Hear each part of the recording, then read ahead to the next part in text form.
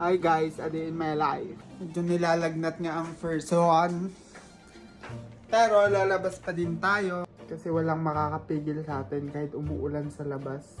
Ilang araw nang umuulan dito sa Makati. Like what the hell? Baon tayong payong kasi nalalabas tayo. Nilas lang tayo baka mabasa yung sapatos natin. I wish you had a vision. Mag-elevator na lang tayo pababa. May kakilala ba kayong parang mamamatay pag hindi nakatikim ng Starbucks sa isang araw? Ang in-order ko nga pala dito is chamomile tea kasi nga medyo nilalagnat tayo. Tapos bigla namin naisipan maging healthy. Kakain daw kami ng salad stuff kasi nga these days, grabe ang pananakit ng katawan. Aminin nyo, kayo din, kung kailan lang sumasakit yung katawan nyo or may nararamdaman na kayo, dun lang kayo magpapaka-healthy. Na para bang pag kinain mo yung mga gulay-gulay, magagamot niya agad yung mga kasukasuhan.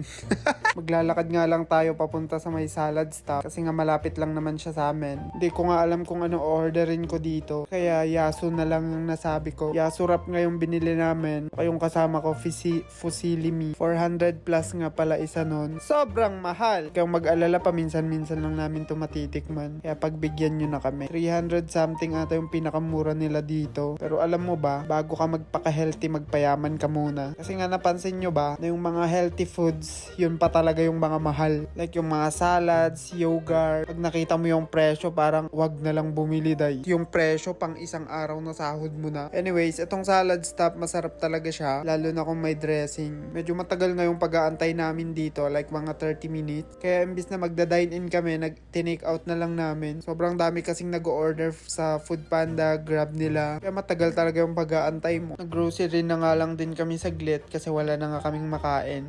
Itong yaso wrap, more on the sweeter side siya kasi nga may grape siya, may peanut brittle, walnuts na nagdadagdag ng sweetness sa kanya. Wala siyang chicken unlike dun sa Howdy Wrap. Ito meron siyang mga tofu, ganun. Pero mas gusto ko yung sauce nito, yogurt sauce. Dun sa Howdy Wrap, yogurt din siya kaso parang may halo. After kong ubusin yan, nabusog talaga ako. Like kung nagka-calorie deficit ka, salad stop ka na lang. Kaso make sure dapat may budget ka for the salad stop. Yun lang, bye!